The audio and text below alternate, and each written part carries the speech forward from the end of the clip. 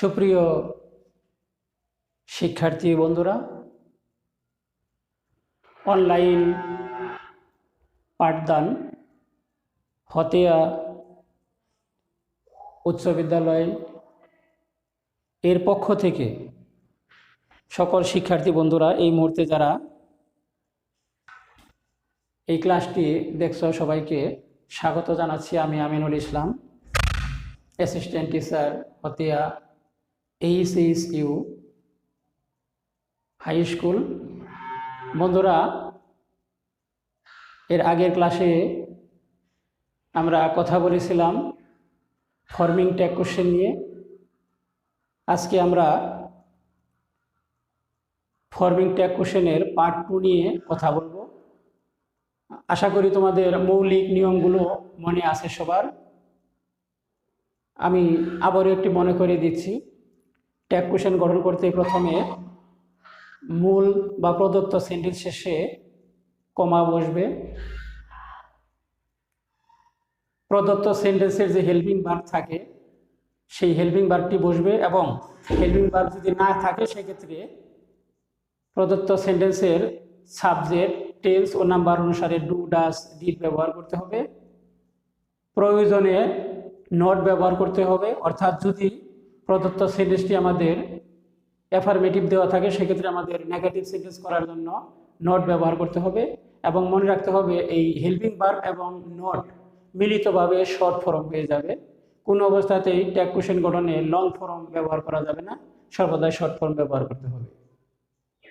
তারপর প্রদত্ত সেন্টেন্সের যে সাবজেক্ট থাকবে সেই সাবজেক্টটি ব্যবহার করতে হবে। এক্ষেত্রে মনে রাখতে হবে যদি সাবজেক্টে নাউন থাকে সেক্ষেত্রে আমাদের নাউনের পরিবর্তে অ্যাপ্রোপ্রিয়েট প্রনাউন ব্যবহার করতে হবে। শেষে নোট অফ ইন্টারোগেশন বা প্রশ্নবোধক চিহ্ন বসালে আমাদের সঠিকভাবে ফর্মিং ট্যাগ কোশ্চেন বা ট্যাগ কোশ্চেন গঠন হয়ে যাবে। বন্ধুরা, তাহলে আমরা গত ক্লাসে সংক্ষেপে আলোচনা করেছিলাম ট্যাগ কোশ্চেন গঠনের মৌলিক নিয়মগুলো নিয়ে। আজকে আমরা ট্যাগ কোশ্চেনের আরেকটু সামনে এগিয়ে যাব। আজকে আমরা আলোচনা করব ইম্পারেটিভ সেন্টেন্সের ট্যাগ গঠন নিয়ে।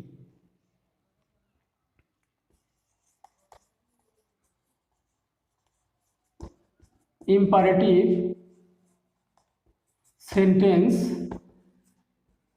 এর ট্যাগ কোশ্চেন গঠনের নিয়ম নিয়ে আজকে আমরা আলোচনা করব। কি নিয়ে আলোচনা করব? ইম্পারেটিভ সেন্টেন্স এর ট্যাগ কোশ্চেন গঠনের নিয়ম। বন্ধুরা, যাদের সামনে কাগজ কলম আছে লিখে নাও। কাগজ কলম না থাকলে সত্য সংগ্রহ করে লিখে রাখো যাতে তোমাদের সহজে বুঝতে পারো।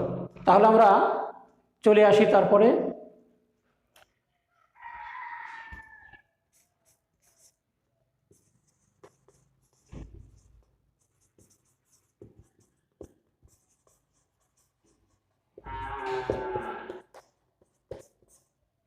ইম্পারেটিভ সেন্টেন্সটি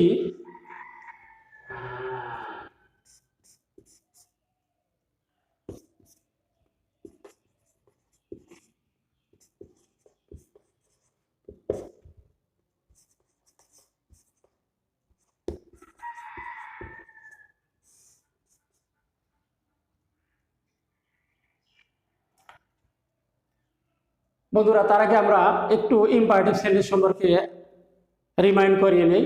তোমাদের অনেকের ইম্পারেটিভ সেন্টেন্স ক্লিয়ার ধারণা আছে, অনেকে হয়তো ধারণায় স্বচ্ছতার ঘাটতি থাকতে পারে। এই জন্য আমি আবার একটু মনে করিয়ে দিচ্ছি। আমাদের মনে আছে যখন আমরা অর্থ অনুসারে সেন্টেন্সের প্রকার নিয়ে আলোচনা করেছিলাম, সেখানে আমরা দেখেছিলাম যে অর্থ অনুসারে সেন্টেন্স 5 প্রকার: assertive sentence, interrogative sentence, imperative sentence, optative sentence এবং এক্সক্লেমেটরি সেন্টেন্স। যখন আমরা ইম্পারেটিভ নিয়ে আলোচনা করেছিলাম মনে আছে যে ইম্পারেটিভ সেন্টেন্স হচ্ছে আদেশ, উপদেশ, অনুরোধ, নিষেধ, প্রস্তাব, এই 5টি অনুজ্ঞা নিয়ে ইম্পারেটিভ সেন্টেন্স হয়। যেমন ওপেন ইউর বুক, তোমার বই খোলো। Don't run in the sun, রোদ্রে দৌড়ায়ও না। লেটস গো টু প্লে, চলো আমরা খেলতে যাই। এরকম আদেশ, উপদেশ, অনুরোধ, নিষেধ, প্রস্তাব, এই কাজগুলো হচ্ছে ইম্পারেটিভ সেন্টেন্স। সেই ইম্পারেটিভ সেন্টেন্স যখন আমরা ট্যাগ গঠন করব, প্রথমে খেয়াল করতে হবে যে ইম্পারেটিভ সেন্টেন্সটি সাধারণত কি দিয়ে শুরু হতে পারে। ইম্পারেটিভ সাধারণত ভার্ব দ্বারা শুরু হয়, নেভার বা ডু নট বা ডোন্ট দ্বারা শুরু হয়, লেট দ্বারা শুরু হয়। যেভাবেই শুরু হোক না কেন সে অনুসারে কি হবে দেখে নেই। যদি সেন্টেন্সটি আমাদের ভার্ব দ্বারা শুরু হয় তাহলে উন্ড ইউ,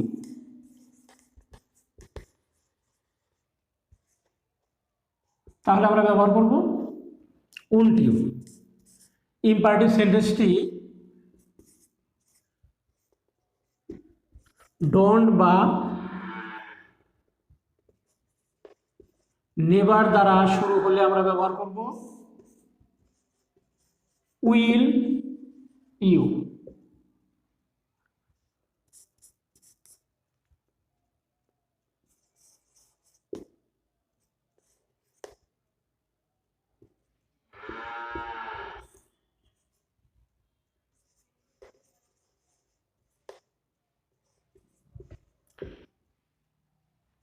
লেটের পরে আস বা লেটস দ্বারা শুরু হলে আমরা ব্যবহার করব শ্যাল ওই।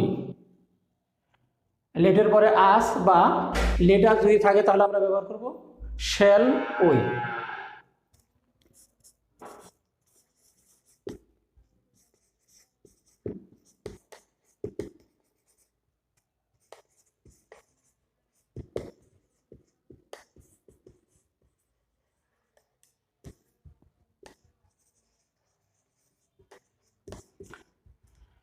লেটের পরে যদি আস না থেকে অন্য কোনো ওয়ার্ড থাকে, অন্য কোনো প্রনাউন থাকে, সেক্ষেত্রে আমরা ব্যবহার করব উইল ইউ অথবা উন্ড ইউ। তাহলে বন্ধুরা আমাদের এই 4টি রুলসই হয়ে গেল। এখানে আমরা একটু আবার দেখে নেই যে আমাদের ইম্পারেটিভ সেন্টেন্স কিভাবে ট্যাগ কোশ্চেন ফরম্যাট করতে হয়। লক্ষ্য করো ইম্পারেটিভ সেন্টেন্সটির ট্যাগ কোশ্চেনের নিয়ম। ইম্পারেটিভ সেন্টেন্সটি ভার্ব দ্বারা শুরু হলে আমরা ব্যবহার করব উন্ড ইউ। উইল এবং নট শর্ট ফর্ম হবে ওন্ড।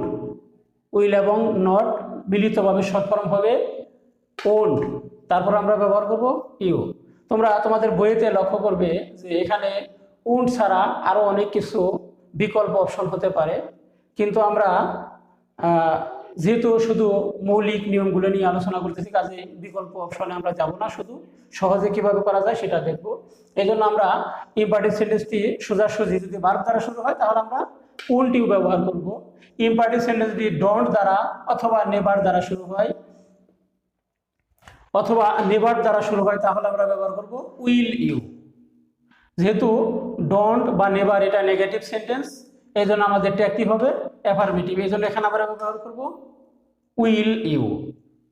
লেটের পরে যদি আস থাকে, অর্থাৎ লেট আস বা let's short form, let us long form, short form যেটাই থাক, লেট আস কিংবা লেটস যেটাই থাক, সেক্ষেত্রে আমরা ব্যবহার করব শ্যাল উই। এখন প্রশ্ন হলো যে এখানে শ্যাল উই ব্যবহার করব কেন? যেহেতু আমাদের লেটের পরে আস আছে, আস এটি একটি প্রনাউন, এই প্রনাউনটি হচ্ছে পসেসিভ ফর্ম, এটার নমিনেটিভ ফর্ম হচ্ছে উই। এই বিষয়ে আমরা কেস নিয়ে যখন কথা বলবো সেখানে আরো বিস্তারিত কথা হবে। তো যেহেতু আস এটি উই থেকে এসেছে এবং আস হচ্ছে উই এর পসেসিভ ফর্ম,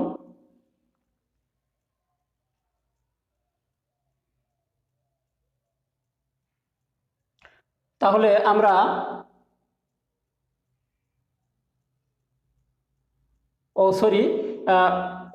উই এর অবজেক্টিভ ফর্ম হচ্ছে আস, এই জন্য এটাকে আমরা, এটার যে নমিনেটিভ ফর্ম সেটা আমরা ব্যবহার করব উই। আর লেটের পরে যদি আস ছাড়া অন্য কোনো ওয়ার্ড থাকে সেই ক্ষেত্রে আমরা ব্যবহার করব will you or won't you. আচ্ছা বন্ধুরা, তাহলে মূল নিয়মগুলো হয়ে গেল। এখন আমরা কয়েকটি এক্সারসাইজ দেখে নেই ইম্পারেটিভ সেন্টেন্সের ক্ষেত্রে কিভাবে ট্যাগ হতে পারে।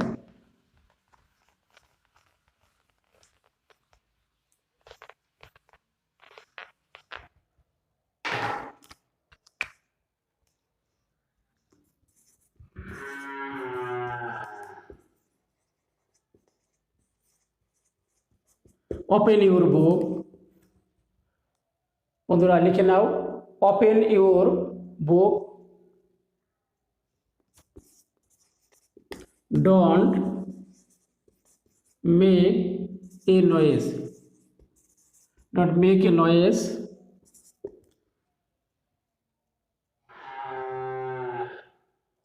লিখে নাও, don't make a noise,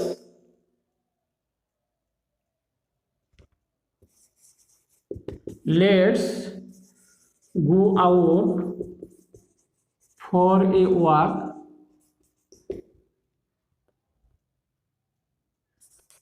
let's go out for a walk, অথবা লেটস দিয়ে যে কোনো সেন্টেন্স লিখে নিতে পারো। এবার আমরা লেটের পরে আজ সারানো দিয়ে লিখি, let him do the work, let him do the work. এই চারটি সেন্টেন্সই লিখে নাও। আমরা দেখি কিভাবে আমরা একটু আগে যে রুলসগুলো শিখলাম দেখলাম সেগুলো অনুসরণ করে ট্যাগগুলো আমরা করতে পারি কিনা। প্রথমেই নাম্বার এ সেন্টেন্সটি ভার্ব দ্বারা শুরু হয়েছে, ওপেন ইউর বুক। এখানে ওপেন হচ্ছে ভার্ব, এই ভার্ব দ্বারা সেন্টেন্সটি শুরু হয়েছে। যদি ভার্ব দ্বারা সেন্টেন্স শুরু হয় সেক্ষেত্রে আমরা কি ব্যবহার করব? সেক্ষেত্রে ব্যবহার করব উন্ট ইউ, উন্ট ইউ। শেষে প্রশ্নবোধক চিহ্ন বা নোট অফ ইন্টারোগেশন। ভার্ব দ্বারা শুরু হলে উন্ট ইউ, আমরা ব্যবহার করলাম open your book, won't you. দ্বিতীয় সেন্টেন্সটি বি নাম্বার সেন্টেন্স কি দ্বারা শুরু হয়েছে? ডোন্ট দ্বারা শুরু হয়েছে, ডোন্ট মেক এ নয়েজ। সেক্ষেত্রে আমাদের কি ব্যবহার করার কথা? Will you, will you. Don't make a noise, will you. Okay, the third one see number, let এর পরে কি আছে? আস আছে, এবং লেট আস শর্ট ফর্ম হয়ে লেটস হয়ে গেছে। Let's go out for a walk. Let's থাকলে কি হওয়ার কথা আমাদের? Shall we, shall we. লেটের পর আস থাকলে হওয়ার কথা আমাদের শ্যাল উই।